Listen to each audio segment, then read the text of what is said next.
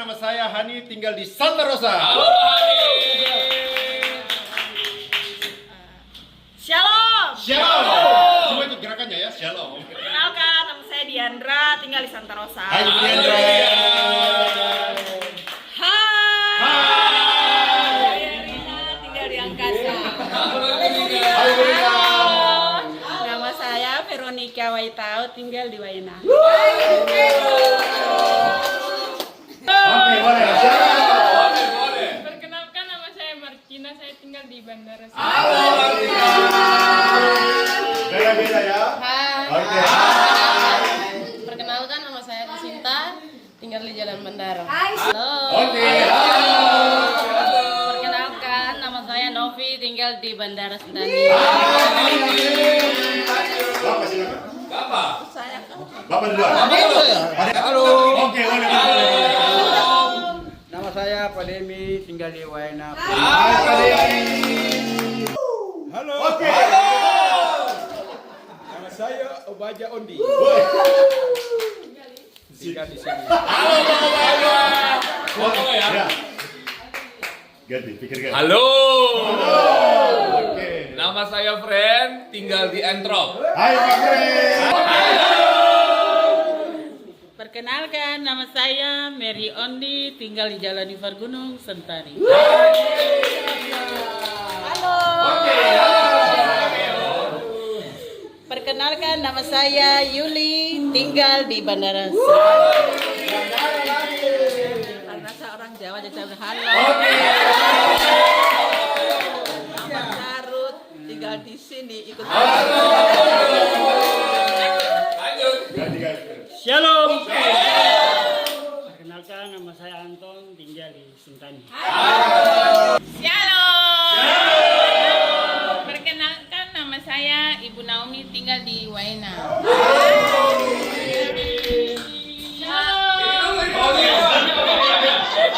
Hai, nama saya Sikani, tinggal di Permas Tiga. Shalom semua. Perkenalkan, nama saya Ibu Hana, tinggal di Sentani.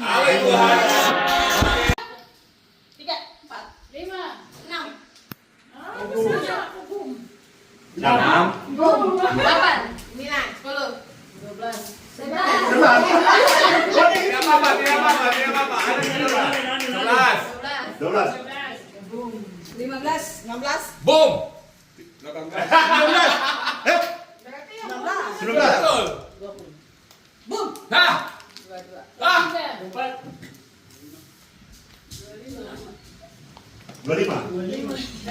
25. Empat. 5. 6.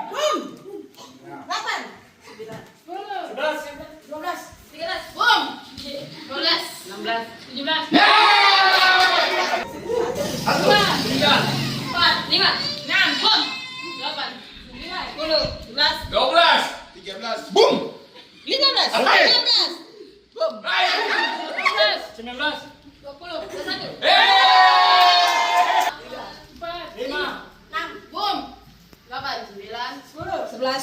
Tiga belas. Boom.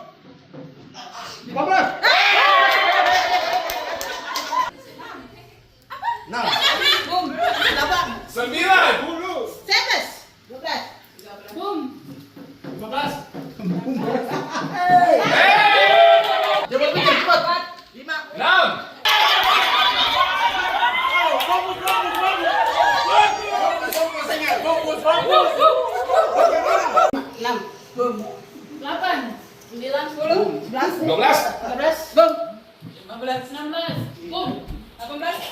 20.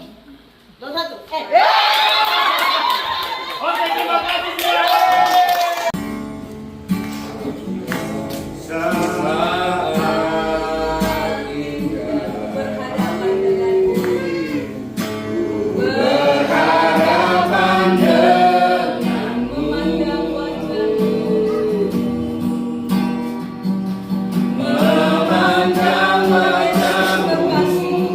Yesus kekasih jiwa.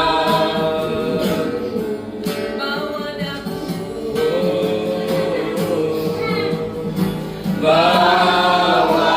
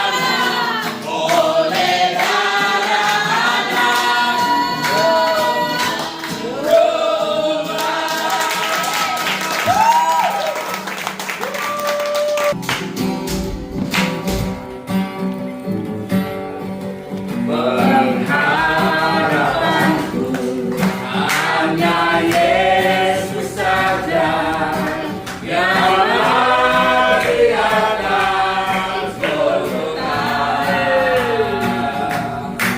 Dia gembala jiwaku yang sungguh. Yesus dia harapan. Yesus harapan jiwaku. Yesus harapan dosaku. Dia bersama dan kesenanganku. Yesus dia harapan.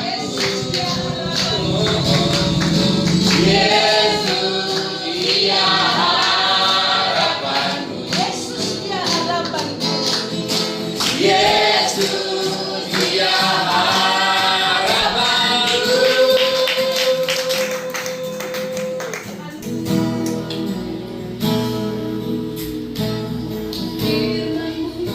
Berkata kau besertaku, maka kuat orang jiwa-jiwaku. Tanganmu Tuhan selalu menantikan. Di setiap aku percaya, dengan sayapmu ku akan terbang tinggi di tengah badai hidup. Ku tak menyerah, kau teguh datang dan melindungi bagi pertolonganku di tempat mahal ini. Ku mengangkat tanganku, aku berserah. Kau menantikan, kau yang ku sembah. Yesusku, Rajaku. Dengan sayapmu ku akan terbang tinggi di tengah badai hidup. Ku tak menyerah, kau kekuatan dan perlindungan bagiku. Pertolonganku di tempat mahal ini. Ku mengangkat tanganku, aku berserah. Kau menantikan, kau yang ku sembah. Kau menantikan, kau yang ku sembah. Kau menantikan, kau yang ku sembah. Yesusku,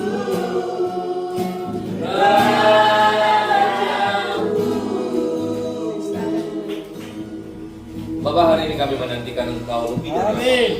Tuhan, Engkau Allah yang hari ini menjadi pusat dari setiap apa yang kami lakukan. Entah kami bekerja, entah kami melayani, ketika kami melakukan banyak hal di hidup kami, Kata firman-Mu, apapun yang kami lakukan, kami perbuat untuk Tuhan dan bukan untuk manusia. Bahkan kami beribadah komsel gabungan, FA gabungan hari ini, kami tahu yang kami lakukan hanya untuk Tuhan dan bukan untuk senang-senang pribadi. Tuhan, tolong hari ini kami mau belajar kebenaran firman, sehingga firman-Mu itu meresap menjadi daging dalam hidup kami. Dia akan mengubahkan kelakuan kami, memperbaharui kami, menuntun kami kepada kebenaran. Kami serahkan hari ini hidup kami ke dalam tangan-Mu. Urapi setiap kami semua, tidak ada yang terkecuali. Hamba-Mu sembunyikan di belakang salib-Mu, dan pembelajaran Alkitab kami sama-sama kami renungkan dalam urapan Allah. Terima kasih Tuhan. Kami bersyukur yang antusias, lapar, dan haus akan firman Tuhan sama-sama katakan. Amin. Amin. Kak itu saya boleh, silakan bagi materi.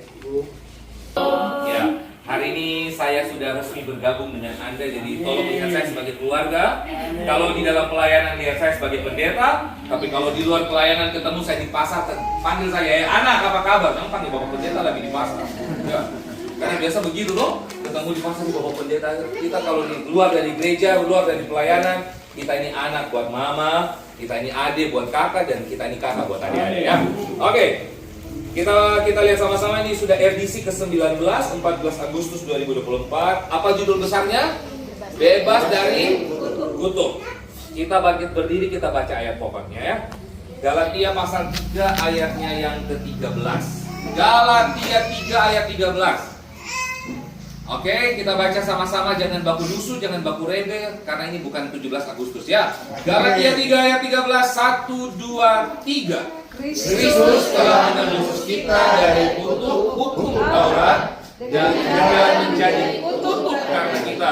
Sebab ada tertulis, terkutuklah orang yang digantung pada salib. Silakan duduk Bapak Ibu Saudara. Atau ditindas Tuhan. Pernah tidak saudara berpikir ketika saudara mengalami sedang berusaha melakukan sebuah usaha, entah mama jual pinang kah, entah usaha apapun, jual kue kah, bikin roti atau apa. Tapi ketika kita menjalankan usaha kita, tiba-tiba usaha kita itu tidak berhasil dalam tanda kutip. Kita cari kerja, kita susah dapat kerja. Kita udah berusaha sebaik mungkin, tapi kayaknya kita nggak terima apa-apa. Kita merasa bahwa Tuhan, kayaknya saya sedang dihukum Tuhan deh. Bahkan mungkin kalau Anda pernah ketemu dengan pendeta bilang, oh kamu ini lagi dihukum Tuhan. Bukan Bapak Gembala pastinya ya. Kamu lagi dihukum Tuhan. Kok tidak bayar perpuluhan? Kau tidak bayar persembahan. Tuhan kita tuh tidak bisa disogok. Emangnya kalau kita kasih persembahan Tuhan langsung berkati kita? Tidak begitu. Nah, berbicara soal kutuk ini luas sekali. Tapi satu hal tentang kutuk yang mau saya sampaikan kepada kita semua, tentang kutuk terpisah dari Tuhan. Dari semua kutuk yang Anda dengar, kutukan inilah yang paling ngeri, ketika kita terpisah dari Tuhan. Tapi tahukah saudara, kutuk ini sudah selesai. Katakan sama-sama, sudah selesai. Kapan selesainya? Ya betul, ketika Yesus mati di kayu salib. Kutuk dosa ini akhirnya selesai, lunas dibayar. Makanya ada ayat firman Tuhan yang berkata, kamu telah ditebus dan harganya telah lunas dibayar. Maka dari itu muliakanlah Tuhan dengan tubuhmu, dengan cara hidup kita. Nah, berbicara soal kutuk ini tidak mudah, karena ada beberapa orang sampai hari ini merasa bahwa dia itu sedang dihukum Tuhan. Bapak Ibu Saudara, hukuman tidak pernah diberikan oleh Tuhan. Hukuman diberikan sama setan, tapi keadilan diberikan oleh Tuhan. Yang mengerti katakan amin. Jadi begini, Tuhan itu tidak pernah menghukum orang. Kalaupun ada ayat firman Tuhan berkata kena hukuman, itu bukan hukuman yang diberikan Tuhan. Karena ada celah. Katakan sama-sama celah. Apa itu celah? Bapak Ibu Saudara harus tahu celah ya. Jadi sesuatu yang tidak tertutup utuh, maka iblis masuk di sana untuk menghukum kita. Nah, biasanya celah itu terbuat karena dosa. Nah, jadi Bapak Ibu Saudara, ketika Anda tahu bahwa hari ini kita semua sudah ditebus oleh darah Yesus, sudah seharusnya kita tidak takut dengan namanya kutuk. Katakan amin. Kita ini tidak dikutuk Tuhan. Kalau Anda bertanya-tanya, kalau Tuhan tidak mengutuk saya, mengapa saya lahir di keluarga yang seperti ini? Saya tidak tahu papa saya siapa, mama saya pergi entah kemana, atau bapak saya pergi entah kemana, saya tidak pernah tahu ada di mana. Ketika saya dalam keadaan susah seperti ini, tidak ada orang yang peduli dengan saya. Hari ini saya mau katakan, Anda ada dalam komsel, Anda ada dalam family altar, dan Anda tidak sendiri. Ini dulu yang dipastikan. Katakan kanan kiri, kamu tidak sendiri. Kamu tidak sendiri. Jadi, Bapak Saudara, di luar sana banyak sekali orang berkata bahwa saya sedang dikutuk Tuhan, saya sedang dimarah Tuhan. Tuhan sedang menjauh dari saya. Tuhan itu tidak pernah menjauh. Yang menjauh itu siapa? Yang menjauh itu kita. Setelah sakit kita teriak sama Tuhan, Tuhan di mana engkau? Tuhan bilang, anak, yang menjauh itu bukan saya. Oh, yang menjauh. Betul enggak, Bapak Saudara? Tuhan itu tidak pernah pergi kemana-mana. Tapi ketika kita berdosa dan kita tidak mau membereskan dosa kita, maka kita akan semakin jauh dari Tuhan. Di sanalah kutuk akan mengalir. Di celah itulah yang iblis akan arahkan. Makanya di poin-poin ini, Bapak Ibu Saudara, saya tahu bahwa seharusnya saya berurutan dengan poin, tapi saya menarik sekali lihat urutan poin yang ketiga. Coba lihat sama-sama di kertas materi yang Anda terima. Ada poin yang ketiga di sana, dikatakan begini, kutuk tanpa alasan tidak akan kena. Kutuk tanpa alasan tidak akan kena. Dalam sejarah perjanjian baru ketika Yesus sudah menyelesaikan penebusan di kayu salib, tidak pernah ada kutuk lagi. Tidak pernah ada kata-kata kutuk lagi. Tidak pernah. Bahkan ketika kita menjauh dari Tuhan, Tuhan berusaha mendekat kepada kita. Bahkan ketika mama lupa berdoa, Tuhan masih kasih berkat ke mama. Ketika bapak lupa berdoa, Tuhan masih kasih berkat. Jadi di masa ini tidak ada kutuk-kutuk tanpa sasaran, kutuk dengan sasaran yang salah tidak akan kena. Jadi kalau Anda berkata bahwa saya ini sakit karena tetangga saya, sorry Bapak Ibu Saudara, pergi ke di sini sebut ampun. Dukun. Kalau di Manado sebutnya opo-opo. Tidak akan kena. Amin. Jadi kalau kau sakit, jangan cari dukun. Cari Tuhan lewat Bapak Gembala. Terus tiba-tiba kalau ada pendeta datang terus bilang begini, anak, kau sedang dijampi-jampi sama tetangga. Itu pendeta yang perlu dibaptis ulang kayaknya. Masa pendeta bikin takut jemaat? Betul nggak Bapak Ibu Saudara? Anda pergi ke seorang hamba Tuhan, itu hamba Tuhan bilang, di rumah kayaknya Anda sedang ditanamkan sesuatu. Anda percaya, maka terjadilah sesuai dengan iman. Kata Ayub begini, apa yang kau takuti itulah yang akan menimpa. Saya pelayanan di sini sudah hampir 4 tahun. Ya, kemarin saya jeda setahun pulang ke Manado, tapi saya balik lagi. Selama 3 tahun saya melayani Mama Gembala. Saya sering ketemu jemaat yang bilang, Bapak doakan saya Pak. Kenapa? Kayaknya saya salah minum teh. Teman saya kasih saya jampi-jampi, di Tuhan Yesus. Setelah periksa kolesterolmu yang tinggi, bukan teh yang dijampi-jampi. Jadi kutuk yang salah sasaran tidak akan kena, katakan amin. Tapi kalau kita sakit, itu bukan kena kutuk Tuhan. Betul nggak Bapak Gembala? Kalau kita sakit, mungkin kita terlalu banyak makan. Terlalu banyak manis-manis. Tahu gula itu tinggi, terus makan manis-manis terus. Tahu tidak boleh makan banyak lemak. Pas bakar batu, semuanya baku lebih dulu ambil daging paling besar. Padahal darahnya tinggi. Ya iman sih iman, tapi Tuhan bilang jaga tubuh kita. Tadi kami di mobil ini lagi bercerita tentang tubuh itu baik suci. Tolong dijaga, jangan sembarangan makan. Bilang, kutuk tidak akan berlaku, tapi jangan sembarangan makan. Bilang, Jangan sembarangan makan. Bagaimana itu iman kita beriman Tuhan akan tapi kita makan sembarangan. Udah divonis dokter gulanya 200. Kalau Bapak Ibu Saudara mau Bapak Gembala sehat terus, jangan karena sayang Bapak Gembala daging terus. Saya senang sih kalau dikasih daging setiap hari, sungguhan. Senang sekali. Tapi kayaknya saya cepat akan menuju ke rumah Bapak itu karena daging terus saya makan. Bawa yang sehat-sehat, betul? Bawa yang sehat. Jadi kutuk yang tanpa yang kutuk yang salah itu, kutuk yang tanpa alasan itu tidak akan kena. Yang setuju katakan amin. Terus saya loncat ke poin yang kedua ya. Nanti di rumah Anda baca detailnya ya. Supaya kita habis ini bisa saling mendoakan. Percaya kalau kutuk sudah ditanggung Tuhan Yesus di kayu salib. Saudara masih percaya, amin? Kalau percaya, jangan tambah embel-embel lain Kalau di Manado itu so percaya sama Tuhan, tapi kalau cicak bunyi-bunyi, tidak boleh keluar rumah ini. Kamu so percaya Tuhan kan tidak ini? So percaya Tuhan, cicak bunyi tidak boleh untuk keluar rumah. Ya, mata ini main-main sendiri itu. Oh kayaknya ada sesuatu yang jahat terjadi. Ya loh, tiba-tiba lagi makan tergigit lidah, ada orang cerita-cerita saya lagi. Kok yang makan terlalu cepat, bukan orang cerita-cerita. Amin loh ya saudara. Saya sedang tidak menyindir mama, bapak, tapi kalau tersinggung itu dari Roh Kudus, bukan? Ya, jadi kalau sudah percaya kutuk itu sudah ditanggung Tuhan Yesus, jangan bikin kutuk sendiri, ya. Keluar saja dalam nama Tuhan Yesus. Nah, kalau udah keluar dalam nama Tuhan Yesus, bukan berarti semua diterabas. Ya, kutuk sudah ditanggung Tuhan. Jadi kalau lewat lampu merah tabrak saja, tidak apa-apa. Itu namanya tidak berhikmat, tidak dengar-dengaran sama Tuhan. Yang bawa motor, kalau kutuk sudah dilepas sama Tuhan, kutuk sudah diselesaikan, minta tolong supaya Anda tidak mati, jangan tabrak lampu merah. Amin. Pakai helm lah kalau bawa motor. Amin. Tapi buru-buru. Tuhan sudah ada waktu. Apapun yang terjadi, pemerintah wakil Allah dengar peraturannya. Amin. Kutuk sudah ditebus, kita tidak akan mati. Ya, tidak akan mati. Kau tabrak lampu merah pasti mati sudah. Bapak pendeta datang untuk serang-serang saya kan? Saya pernah melanggar aturan Bapak Ibu Saudara, pernah. Aturan ada bukan untuk dilanggar ya, aturan ada untuk menyelamatkan kita. Kecuali kalau pemerintah so bilang tidak boleh ikut Tuhan Yesus. Mati kalau mati, saya tetap akan tahan kepada iman saya. Selama itu untuk kebenaran, kenapa tidak? Jadi kutuk sudah selesai oleh kayu salib. Makanya kalau sudah selesai dari kayu salib, Anda lakukan yang terbaik.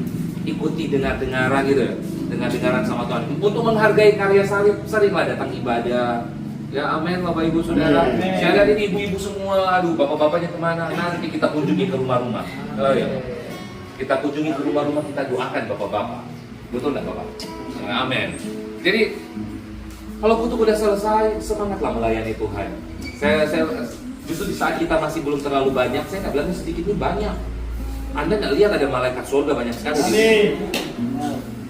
Kata firman Allah, satu orang bertobat seisi surga bersukacita. Apalagi orang yang lebih dari banyak orang. Bayangkan keributan yang di surga ketika kita memuliakan Tuhan. Jadi kutuk itu sudah selesai di kayu salib. Dan yang terakhir yang saya mau bagikan kepada Anda tentang ini, kita harus bertobat supaya tidak hidup dalam kutuk. Jadi begini Bapak Ibu Saudara, kutuknya udah selesai. Tapi iblis kan akan selalu cari celah. Jadi supaya iblis tidak membuat kita masuk kepada jurang kebinasaan, bertobatlah. Amin. Berbaliklah sama Tuhan. Minta pengampunan sungguh. Saya percaya Anda semua sini sudah bertobat. Amin. Cuma seringkali jatuh bangun. Kayak lagu India itu, jatuh bangun aku. Ya. Begitu kan lagunya. Ya, saya percaya Anda sudah bertobat. Coba lihat kanan kiri. Mata sini sedikit dan bilang subuh tobat kan dia. Sudah. Kalau baptis nanti orang baptis nanti di Danau Sentani kalau kutuk sudah selesai, Tuhan sudah mati di kayu salib, mari bertobat sungguh-sungguh. Kalau bertobat sungguh-sungguh itu dia akan bertobat lagi, katakan amin. Kemarin di lapas saya bilang ini kepada teman-teman di lapas, jangan bertobat setiap hari. Bertobat itu satu kali saja, tapi minta ampun sama Tuhan itu setiap hari. Karena tidak mungkin orang satu hari itu lurus-lurus untuk hidup. Mau pendeta kah dia, mau pejabat kah, tidak mungkin kita hidup kudus selalu. Jadi minta ampun sama Tuhan. Bertobat sekali aja. Bapak Ibu harus tahu bertobat itu adalah berpaling dari gelap kepada terang. Dan Anda tidak selalu berpaling gelap ke terang, berpaling gelap terang, pusing nanti. Mungkin kadang-kadang kita lagi jalan sama Tuhan jatuh. Karena tidak memegang tangan Tuhan. Tapi kata firman Tuhan, bahkan orang yang salah kalau dia jatuh tidak sampai tergeletak. Karena apa? Sebab Tuhan menopang tangannya. Jadi kalau Anda sudah ada dalam kebenaran, Tuhan akan biarkan Anda jadi. Hiduplah dalam kebenaran. Kalau hari ini masih ada kepahitan di hati, cepat-cepat ampuni orang yang bersalah kepadamu. Karena kepahitan itu, ia akan jadi celah buat iblis bilang, kamu nanti dikutuk Tuhan. Cepat-cepat mengampuni, cepat-cepat memaafkan. Aduh, tapi Bapak Pendeta, memaafkan orang model begitu. Aduh, Tuhan Yesus. Tidak ada syarat. Mengampuni itu tidak boleh lihat orang. Lihat kanan kiri dan bilang, mengampuni tidak boleh lihat orang. Tapi lihat Tuhan, betul? Mari belajar mengampuni supaya kita diampuni, kata firman Tuhan. Belajar mendoakan supaya kita didoakan juga. Anda diberkati hari ini? Saya tidak terlalu panjang, bukan? Oke, kita akan grouping habis.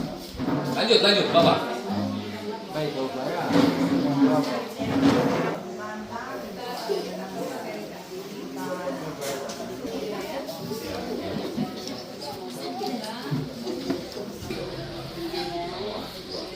Tapi saya mau bilang posisinya sebagai anak di Bapak ya.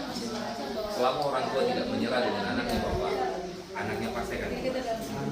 Saya ini jahat sekali, Bapak. Saya jahat sekali sama orang tua. Saya tidak. Jadi tolong terus berdoa Bapak. Terus berdoa Bapak.